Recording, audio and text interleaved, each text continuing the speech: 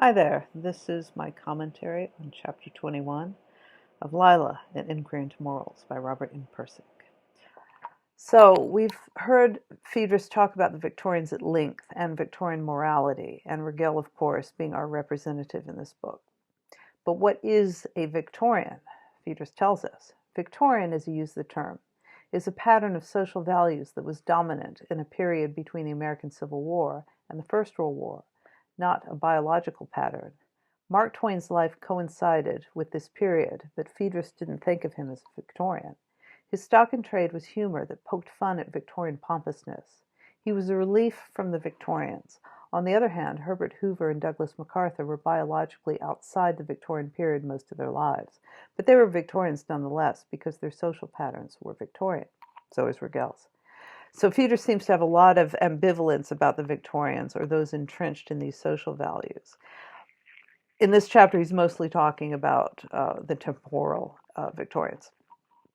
They were honorable and industrious, and we have them to thank for the American spirit of invention and ingenuity and the inventions that came out of that period, which profoundly affect us. At the same time, they're rigid, superior, entitled, and even a little silly. His ambivalence is summed up in this childhood encounter he has with the industrialist founder of General Mills. Here was one of the great giants of the evil, greed-ridden Victorian capitalist tradition, but the direct primary impression was of a kind and friendly and gracious man. The Victorians valued being of good breeding, and gentlemanly or gentlewomanly manners and character were the highest good. This was their quality. The Victorians, of course, looked to Europe for these values, as they themselves were of European origin, and while not nobility or aristocracy themselves, they had ingrained in them the superiority of that station. And in their new home, they would aspire to it.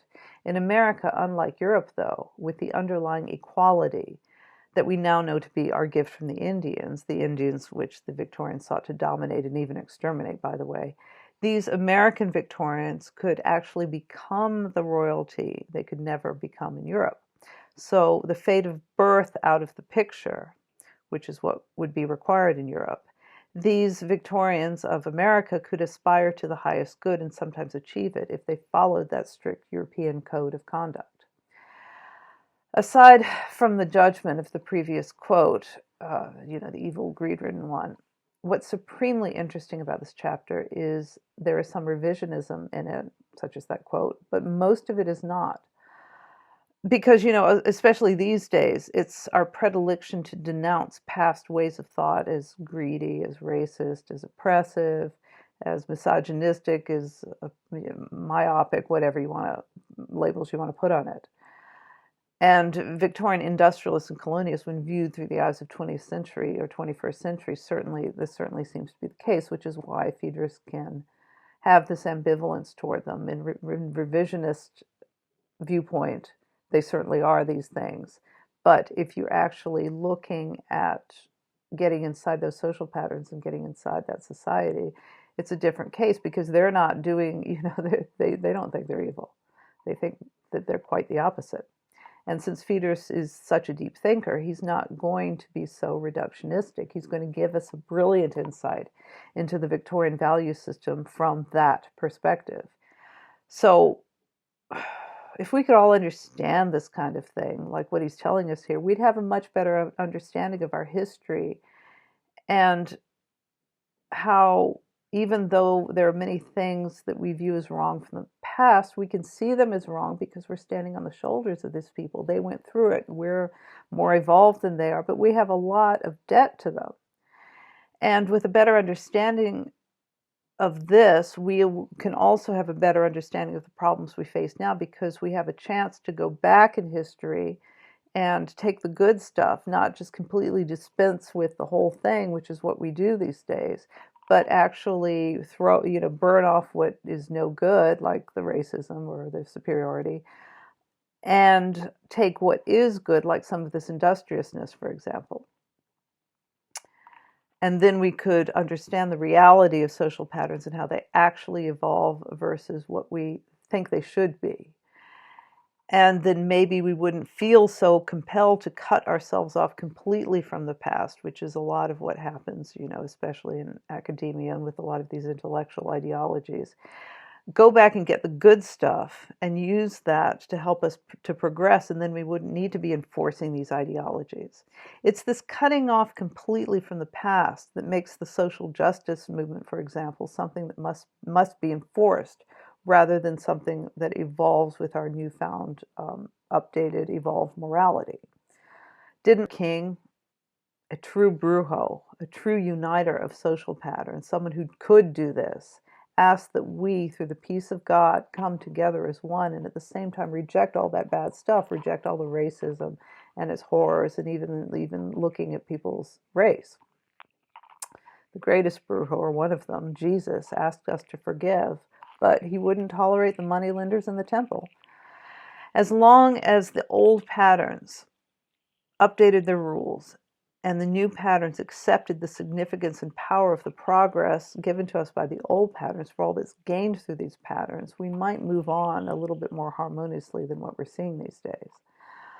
The Victorians believed in superiority and inferiority on the social level. Primitive was bad, refined was good, but not because the Victorians themselves were evil. They certainly thought they were quite the opposite.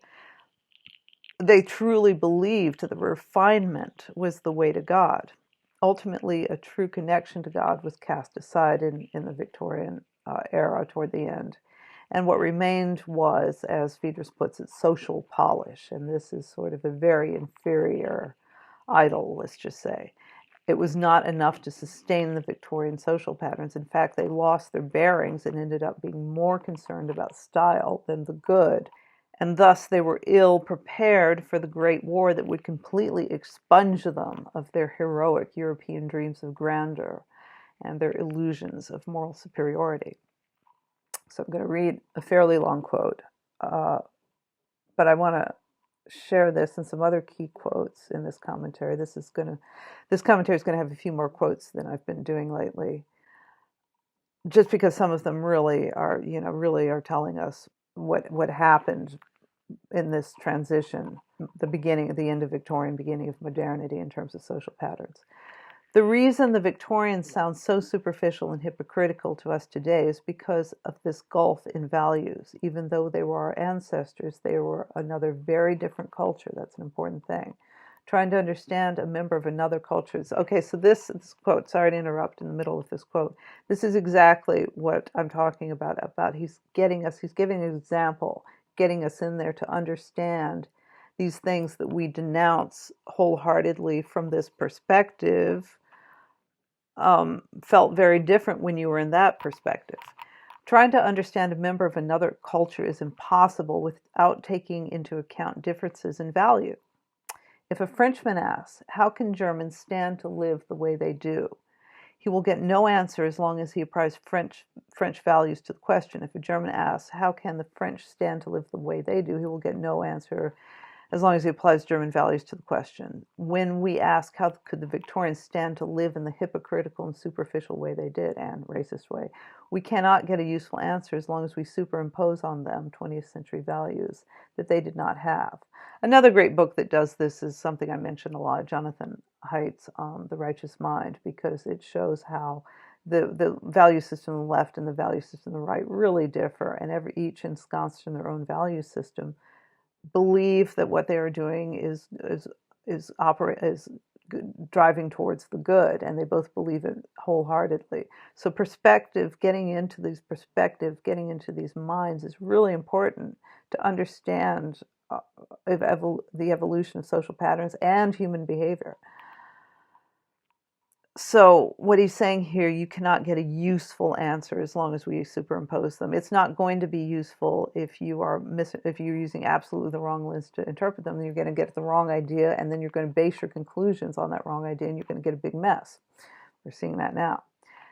If one realizes that the essence of the Victorian value pattern was an elevation of society above everything else, then all sorts of things fall into place. What we today call Victorian hypocrisy was not regarded as hypocrisy. It was a virtuous effort to keep one's thoughts within the limits of social propriety.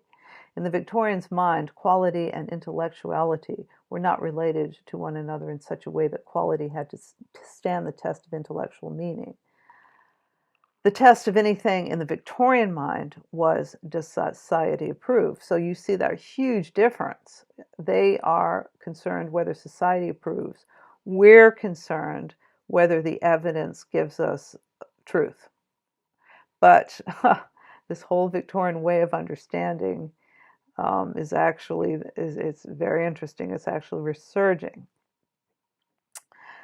If I really wanted to sell Pirsig to the woke crowd, for example, you know how I could do it. That whole section about the Indians giving us the world's greatest gift, that of equality, that would probably be how I do it. And unlike much of the propaganda that comes out of woke academia, this is actually true. They'd love that part, but they wouldn't like the place where Phaedrus gives us the other side. In fact, so once they got to this part about the Victorians, they might reject it wholeheartedly. In fact, I think they, at this point, the woke would reject this Indian equality, now that I'm thinking about it, as they are rejecting Martin Luther King. They would say that these great social patterns of the Indians and of Martin Luther King don't go far enough to correct the past. In fact, if you want to get a sensibility of Victorian social patterns, you might look at this group who are flipping the coin as they enforce this notion of social superiority of the oppressed over the social superiority of what previously would be the Victorians. And of course, the superiority of the representatives as well, these people who cook up all these ideas in academia. They are certainly, let's just say, industrious in the sense that they're finding an ideology that really pays off quite well financially. To put social forms to the test of intellectual value was ungracious, and those Victorians really did believe in social graces. They valued them as the highest attributes of civilization. Grace is an interesting word with an important history, and the fact that they used it the way they did makes it even more interesting. A state of grace, as denned by the Calvinists, was a state of religious enlightenment. But by the time the Victorians were through with it, grace had changed from godliness to mean something close to social polish. I talked about this before. There's another parallel with the wokerati, so to speak. They're staunch atheists, so godliness to them is allegiance to their ideology, which is anti-racism, let's just say at this point in history, and their own definition of anti-racism. Not yours or mine, but this very, actually very open-ended definition, but that's beside the point. So they have this allegiance to the ideology, they have this penitential literature, they have these struggle sessions, and they have the canonization of martyrs for the cause. George Floyd is probably scratching his halo in perplexement about his canonization at this point. And, of course, social cancellation of heretics. To the early Calvinists, and to ourselves too, this debasement of the word grace seems outrageous, but it becomes understandable when one sees that within the Victorian pattern of values, society was God. Society was God. As Edith Wharton said, Victorians feared scandal worse than they feared disease. They had lost their faith in the religious values of their ancestors and put their faith in society instead. Very parallel to this woke pattern that we're talking about. So you see how very similar this is, or any situation in which you're worshiping something besides God. For the Victorian, higher spirituality meant higher socially. There was no distinction between the two. God is a gentleman through and through, and in all probability Episcopal too. To be a gentleman was as close as you could ever get while on earth to God. So you can finally get some insight into the perplexing question of why this era in history is so ruthless in its domination of less technologically advanced cultures such as the Indians.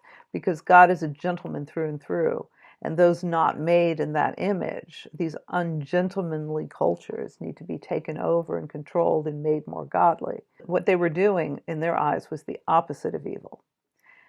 And we really have a hard time wrapping our minds around this because it seems so wrong to our modern sensibilities of equality, and we forget that we are, in fact, advanced, more moral because of this trajectory.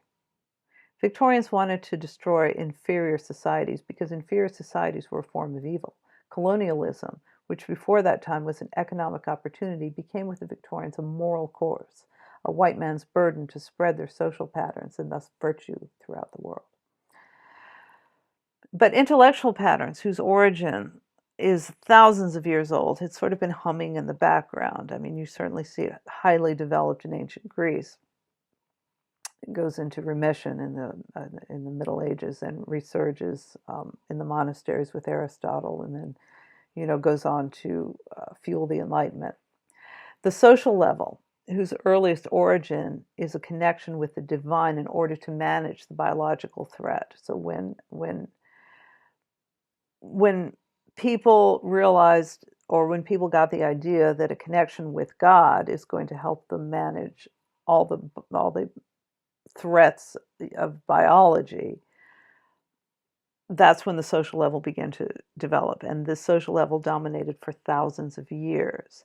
But it was first the Enlightenment again, then the Industrial Revolution, that allowed mankind to manage the biological level with such predictability that the intellectual level could emerge. And this was after the First World War.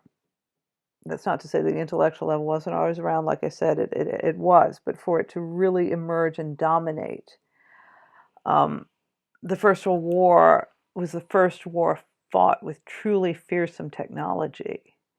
And this technology imitated the greatest feats of nature, including with airplanes defying the law of gravity. And with an understanding of the power and force of this technology, the intellectual level was free to rise to the top of the evolutionary hierarchy. So as Feeder says, the Victorian era is the last era in which the social patterns were dominant. Phaedrus describes how this collection of patterns began to die in very much the same way he describes the end of other social patterns, like that of the Zuni, when they could no longer stand up against the invaders without being killed and they had to update. But the Victorians suffered a different fate. They didn't really have a brujo to assist them. Because it was evil to speak the truth openly for social reasons, to maintain social propriety. Their apparatus for social self-correction became atrophied and paralyzed. That means their connection with dynamic quality, with its dynamic quality that updates these patterns. Like the brujo he was a lightning rod for dynamic quality, and he helped the Zuni update their patterns. The Victorians didn't have this. And speaking the truth, by the way, is aligning with quality. If you're speaking the truth unfettered by traps, by all those traps that we talked about in chapter 26 of Zam, your connection to quality is unencumbered. If you are honestly and openly speaking the truth without your ego getting in the way or various other traps. The Victorians didn't have this mechanism. With Victorian spirits atrophied and their minds hemmed in by social restraints, all avenues to inequality other than social quality were closed. And so this social base, which had no intellectual meaning and no biological purpose, slowly and helplessly drifted towards its own stupid self-destruction, toward the senseless murder of millions of its own children on the battlefields of the First World War. So I hope that made sense, and I'll see you next time.